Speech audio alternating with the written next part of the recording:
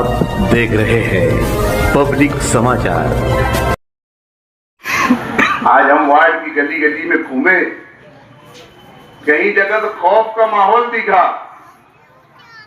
लोगों ने हम लोगों के तासुरात को समझते हैं। अल्लाह ने इतनी तो सलाहियत दी है कि जिन लोगों से मिलते हैं उनसे समझ में आ जाता है हमें क्या ये हमें वोट देगा या नहीं देगा। अल्हम्दुलिल्लाह, अल्लाह रब्बुल इज्जत का एहसान है। ठीक है, लोगों ने खामोशी से मिला पूरे महवी नगर के अंदर, लेकिन जो डर और खौफ का माहौल हमने उनके चेहरे पे महसूस किया, तो मैंने चलते चलते मेरे किसी साथी से पूछा कि भाई ये क्या माजरा क्या है। तो बोले भाई ये अगर तुमसे ज्यादा खुल के मिलेंगे ना तो दूसरे दिन इनका नल कट जाएगा, इनका मीटर कट जाएगा, इनके जबरदस्ती कोई ना कोई पुलिस स्टेशन से बुलाना आ जाएगा, ये जो कारोबार करते हैं उनके ऊपर आंच आ जाएंगी। तुम इससे बेफिक्र रहो, खाली चलते रहो, ये वोट हर हाल में मिलने वाली है। और मैं ये समझता हूं अगर मुसलमान है तो डर नहीं है, और मुसलमान नहीं है तो डर है। ईमान वाला कभी डर नहीं सकता। ठीक है, वो हजरत मौलाना असलम अंसारी की थोड़े उसमें है, कोई बात नहीं है। ये बड़ा दम भरते मेरा वार्ड मेरा वार्ड, मैं समझता हूं जैसा मोइन भाई ने सजाया था वो रोड 15-15, 20-20 साल तक वैसे ही था। और आज इन्होंने जो रोड बनाए, हमारे हजरत मुफ्ती साहब बोलते कि काजू बादाम निकल जाते, काजू बादाम दिखने लगते हैं पूरे रोड पे। पूरे महवी नगर का यही हाल है, गटरों का ये हाल है कि पूरी गटरें जाम है। हमारी एक बहन ने हमको बोल दिए, अब आए बोले 5 साल के बाद गटर के साफ करिए बोले। अरे बोलो भाई हम लोग असलम अंसारी की तरफ से नहीं आए। हाँ बोले ठीक है। यानी ऐसा माहौल है। आज अकबरी मस्जिद के पास हम गए, जिस वक्त मैं मेयर था उस वक्त अकबरी मस्जिद के आगे का जो वह कंपाउंड है उसमें शादाब आजमी, अज्जू और हमारे एक पुराने साथी जो आज हमारे साथ नहीं है, वो हमारे खिलाफ उम्मीदवारी कर रहे हैं। इन लोगों ने अकबरी मस्जिद का मसला मेरे पास लाया था कि आगे के मैदान के उसमें तार कंपाउंड करना है और गार्डन बनाना है। तो अल्हम्दुलिल्लाह हमने उसको अपने जाती खर्च से वो काम किया था। और उस वक्त जो ढापा डाला था गटर का, वो ढापा आज तक है।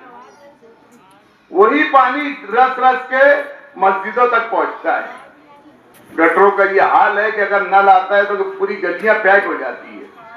तो भाई आप नुमाइंदगी कर रहे हो कि क्या कर रहे हो? लोगों को डरा धमका कर नुमाइंदगी नहीं बोली जाती, लोगों को ब्लैकमेलिंग करके नुमाइंदगी नहीं की जाती। आप काम करिए, काम होना चाहिए। आजकल ये लोग सब तकरीरों में बोल रहे हैं, वार्ड नंबर 2 से लेके वार्ड नंबर 21 तक के एक ही बात, कुछ भी मामला हो बोले हम लोग जाते। क्या पुलिस स्टेशन का मामला हो हम लोग जाते, पंचायत का मामला हम लोग जाते, मैयत का मामला हम लोग जाते। तो मैं आप लोगों को ये यकीन दिलाना चाहता हूं कि ये खुद मान रहे हैं पुलिस स्टेशन के मामला हो तो हम लोग जाते, पंचायत के मामले हो तो हम लोग जाते। मैं आप लोगों को यकीन इस बात को दिलाना चाहता हूं कि इंशाअल्लाह अज़ीम अगर मजलिस इत्तेहादुल मुस्लिमीन का सत्ता आती है, मेयर बैठता है, तो हम ऐसे मसाइल ही नहीं पैदा होने देंगे जिसकी वजह से लोग पुलिस स्टेशन जाना पसंद करें। ऐसे मसाइल ही नहीं पैदा होने देंगे जिसकी वजह से पंचायतें बैठने लगे। यहाँ पुलिस स्टेशन के मामले में इतना सीना ठोक कर बोलते हैं पुलिस स्टेशन हम लोग जाते, आधी रात को पुलिस स्टेशन जाते छुड़ाने के वास्ते। अबे भैया तू बुराई को खत्म कर, जगह पर बैठा, माशरे को संभालो, सुधारो। ये माशरा तुम्हारे हमारे हाथ में है। हम इसको जिधर टर्न देंगे माशरा उधर टर्न होएगा। हम बड़ी शान से बोलते हैं और वहां जाते हैं 5 का 10, 10 का 15 करके आके छुड़ा के लाके बोलते देखो हमने छुड़ा के ला दिया। ये पुलिस स्टेशन और कोर्ट कचहरी के मसले भी बंद होना चाहिए और बंद हो सकते हैं। कोई बहुत बड़ी बात नहीं है, बहुत बड़ी बात नहीं है। आप इस्लामाबाद के अंदर जाकर देखो, हम वहां एक निजाम चलाते हैं, बाकायदा हम एक जनता दरबार चलाते हैं वहां पर, और उस जनता दरबार के अंदर अगर किसी का कुछ झगड़ा हुआ है, कुछ मसला हुआ है, कुछ हुआ है, वो पहले हमारे पास आता है, फिर उसके बाद वो पुलिस स्टेशन जाता है। और अल्लाह रब्बुल इज्जत का एहसान है, करम है कि 99% मामला हम उनको समझा बुझाकर सटाकर उनके घर भेज देते। पुलिस स्टेशन जाके 10-15 हजार की तोड़ी नहीं करवाते।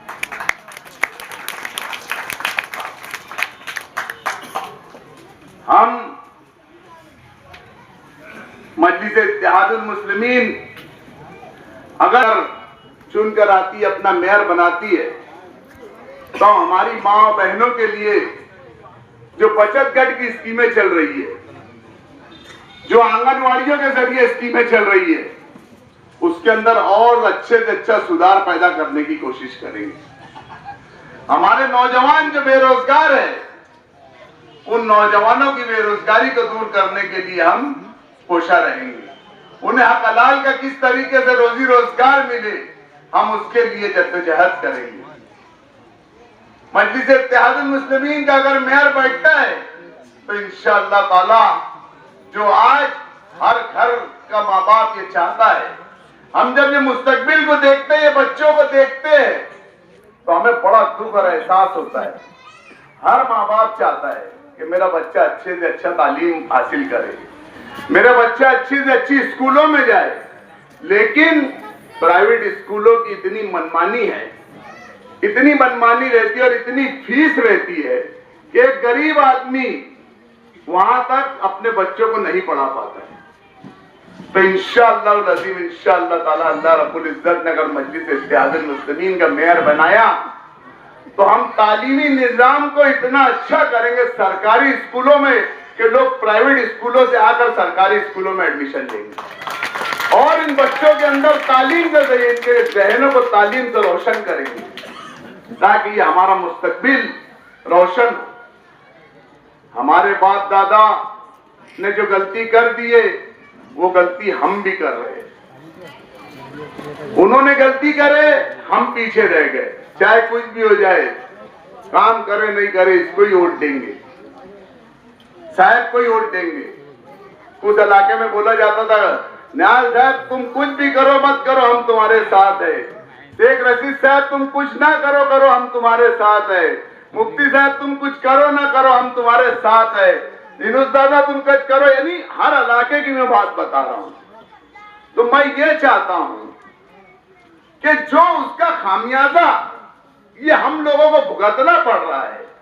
हमारे अंदर बहुत से तालीम याफ्ता नौजवान है, हमारे वास्ते बहुत से ऐसे नौजवान है जिन्होंने तालीम सस्ती नहीं होने की वजह से आज जो ये बासलाहियत नौजवान है वो अपनी जवानी को सर्फ कर रहे हैं। तो ऐसे हालात इंशाअल्लाह शहर के अंदर हम बनाएंगे कि हमारी नस्लें आज जिस तरीके से हम हमारे बड़ों को पकड़ के बोलते कि तुम अगर उस वक्त कुछ कर देते तो आज हमारे घर में भी कोई डॉक्टर, इंजीनियर और कोई टीचर होता था।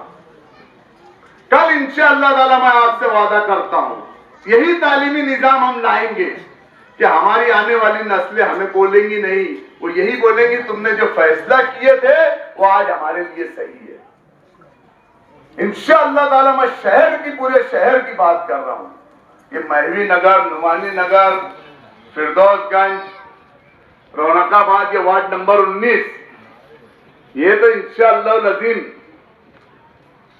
अल्लाह रब्बुल इज्जत ने अगर हमको नवाज भी दिया और नहीं भी नवाजा तो हम यहां से उम्मीदवारी कर रहे हैं, इसलिए अब ये हमारा फर्ज बनता है कि हम इनके सारे मसाइल को हल करें।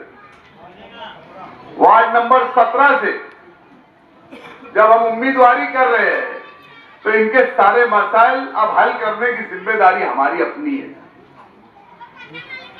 जो रोड, गटर, ये सारी चीजें ये तो बनती और बनते रहेंगी, लेकिन अहम मसला ये है, आज हमारी नस्लों को जो नशे के अंदर मुब्तला किया जा रहा है, उन्हें बर्बादी की तरफ ढकेला जा रहा है, पूरी पूरी नस्ल तबाह की जा रही है, सिर्फ उनके चंद फायदे के लिए, उनके चंद फायदे के लिए हमारा स्वभाव बर्बाद किया जा रहा है। हम आपके दरमियान आए हैं, आपके मसाइल हमने देखे, रोड के मसाइल देखे, गटर के मसाइल देखे, स्ट्रीट लाइट के मसाइल देखे, हर मामला को हमने देखा। यहाँ एक सबसे बड़ा अहम मसला है हायर परचेस का। अभी मैंने सुना कि पीछे फिरदौसगंज के अंदर मौलाना असलम अंसारी साहब ये बोल रहे थे कि अब्दुल मालिक जब मेयर था तो हमने उनके पास प्रस्ताव लेके गया था कि आप उसको हायर परचेस कर दिए, उसका रिजर्व हटा दीजिए।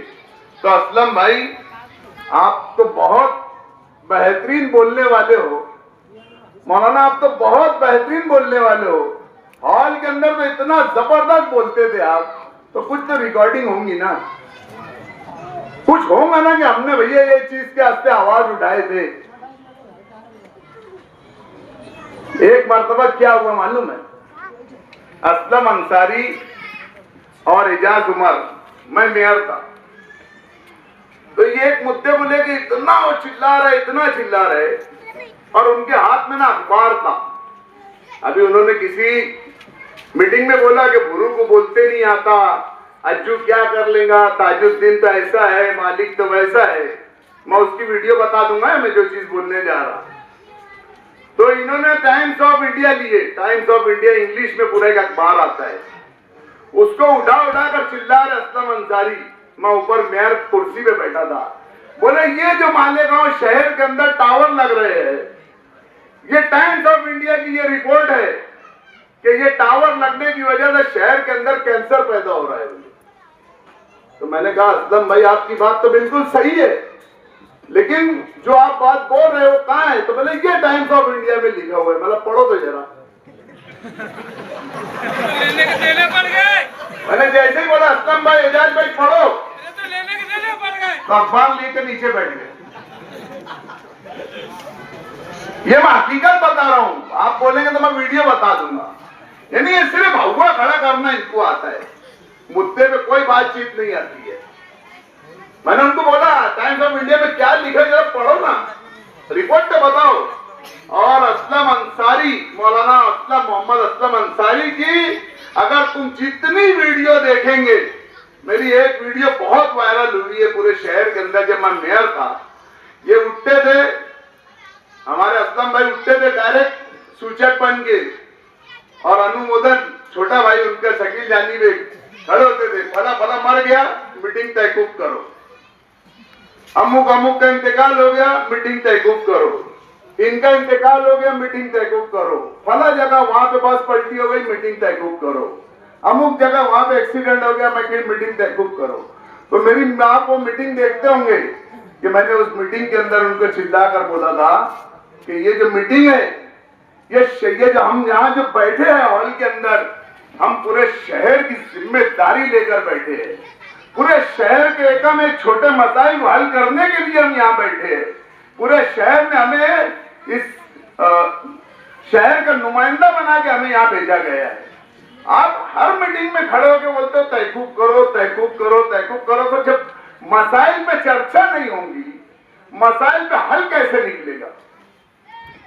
बस इनका एक ही काम रहता था, इधर से आसिफ भाई मेरे जो लेटर भेज देते थे तहकूब करो, जब मैं उसके डीप में गया, उसकी मालूमात लिया, यार ये हर मीटिंग क्यों तहकूब करते, तो पता चलता था ठेकेदार से बात नहीं हुई है। अभी जब और जैसे ही दूसरे अगली मीटिंग में ठेकेदार से बात हो जाती थी, यही असलम अंसारी साहब सूचक बनकर आगे दे देते थे, इसे पास पास पास। तो आपको सोचना है, गौर करना है, फिक्र करना है। और एक आखिरी बात, मैं मेरी हर मीटिंग के अंदर ये बात बोल रहा हूं कि आप लोग वार्ड का नुमाइंदा चुनने जा रहे हो। वार्ड का नुमाइंदा कैसा होना चाहिए? वार्ड का नुमाइंदा आपको देखना है, चुनना है आपको कि वो साफ किरदार हो, उसके दामन पे कोई दाग ना हो। क्योंकि वार्ड आप जिसके हवाले करने जा रहे हो, वो कॉर्पोरेटर, वो नगर सेवक, वो अपने हर वार्ड से के एक एक घर से जुड़ा होता है, एक एक घर से जुड़ा होता है। वो एक एक घर से उसका कांटेक्ट होता है। किसी की पानी का मसला, किसी गटर का मसला, किसी रोड का मसला, पंचायत का मसला, वो हर घर से जुड़ा होता है। तो आपको ये चीज तय करना है कि आप किस उम्मीदवार को चुनने जा रहे हो। क्या ये उम्मीदवार जो है ये साफ किरदार का है या नहीं है। हम पूरा घर नहीं, पूरा वार्ड इसकी जिम्मेदारी पे देने जा रहे हैं। हम तो काम धंधे कारोबार से निकल जाएंगे। 12 घंटे 24 घंटे हमारी माए बहनें यहाँ अकेली रहती है, तो हम किसके जिम्मे ये वार्ड देने जा रहे हैं, ये आपको सोचना है। ये आपको सोचना है कि आपकी माए बहनें हमारी घर पे रहती है, तो हम किसके जिम्मे ये वार्ड छोड़ के जाएंगे। वार्ड का मुखिया कैसा होना चाहिए, वार्ड का जिम्मेदार कैसा होना चाहिए, ये आपको सोचना है। और आपको ये सारी चीजें टोटल आज वार्ड नंबर 17 के अंदर 10 उम्मीदवार हैं। मैं किसी एक शख्सियत का नाम नहीं लेना चाहता, मैं किसी एक शख्सियत के ऊपर जाती मेरी तनकीद है। मैं ये चीज पूरे 10 उम्मीदवार के ऊपर ये चीज लागू करना चाहता हूं। उसमें आजाद भी है, कांग्रेस के भी है, इस्लाम पार्टी के भी है, मजलिस इत्तेहादुल मुस्लिमीन के भी है। तो आपको ये सोचना है। मैं आपको यहां से बोल रहा हूं कि हमने ताजुद्दीन मेंबर को ये टिकट दिया है। अगर इस मामले में, इस शराइत के अंदर, इस क्राइटेरिया में आपके भरोसे में अगर ये बैठते हैं तो इनको वोट दीजिए। अगर ये नहीं बैठते हैं तो इनके ऊपर खुल्ली मार दीजिए। हमने अज्जू मोइन को उम्मीदवारी दी है। अगर वो आपके इस भरोसे में बैठते हैं तो आप उसको उम्मीदवारी वोट दीजिए। अगर ये शर्त में नहीं बैठते हैं उनको भी वोट मत दीजिए। आपको गुरु रहमुद्दीन खजूर वाले के ऊपर अगर भरोसा और एतमाद बैठता है, वो आपके क्राइटेरिया में बैठता है, तो आप उसको वोट दीजिए, वरना खुल्ली मार दीजिए। आप ये शर्त मेरे पर भी लागू है, क्योंकि ये वोट देने वाला, वोट का दाता आप हो। आप वोट के दाता, आप यहाँ का रहबर और आपका नुमाइंदा चुनने वाले हो। तो ये शर्त अब्दुल मालिक पर भी लागू होती है सबसे पहले कि ये क्राइटेरिया के अंदर, इस भरोसे के अंदर अगर अब्दुल मालिक बैठता है तो आप उसको वोट दो, अगर नहीं बैठता है तो आप उसको वही जगह पर खुली मार दो। लेकिन बहुत एतमाद के साथ, बहुत संजीदगी के साथ आपको आपका नुमाइंदा चुनना है। रोड, गटर, नल ये सब होते रहेंगे। 200, 500, 1000 रुपया, 1500 रुपया मिलता रहेगा। लेकिन अगर ये 1000, 1500 और रोड, इसके अंदर आपने ऐसा कोई उम्मीदवार चुन लिया जिसकी वजह से आपका अपना इलाका सेफ नहीं रह गया, आपका अपना घर सेफ नहीं रह गया, तो आपको 5 साल रोने के अलावा कुछ नहीं मिलेगा। यही मेरी अपील है आपसे, यही मेरी गुजारिश है। हम आपसे एक अपील करते हैं कि 15 तारीख के दिन सुबह फजर की नमाज पढ़िए, नमाज में दुआ कीजिए। अगर दुआ करते दुआ कीजिए कि अल्लाह रब्बुल इज्जत हमारे शहर के लिए, हमारे मोहल्ले के लिए खैर का मामला फरमा, खैर का मामला फरमा।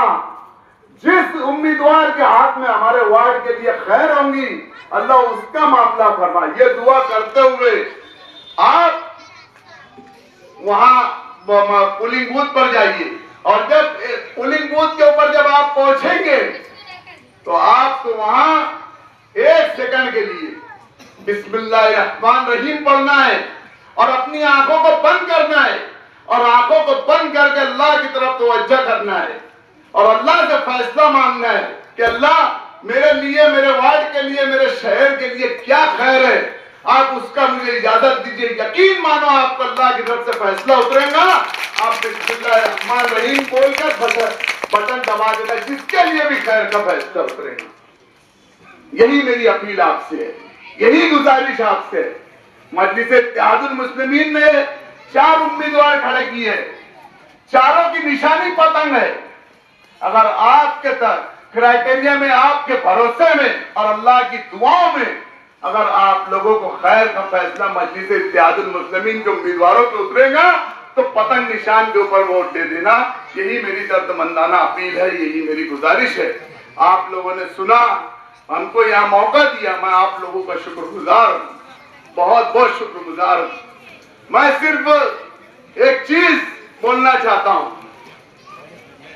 कि हमने एक नारा लगाया असेंबली इलेक्शन के अंदर, असेंबली इलेक्शन के अंदर एक नारा लगाए तो उधर के फिरका परस्तों को तो कम दर्द हुआ, इधर के फिरका परस्तों को बहुत दर्द हो रहा है। वोट दो मत दो, नारा तो लगा दो भाई। फिरका परस्तों के पेट में दर्द देने के वास्ते नारा आपको एक आवाज में लगाना है कि तेरा मेरा रिश्ता क्या, अरे तेरा मेरा रिश्ता क्या, अरे तेरा मेरा रिश्ता क्या। अल्लाह हाफिज।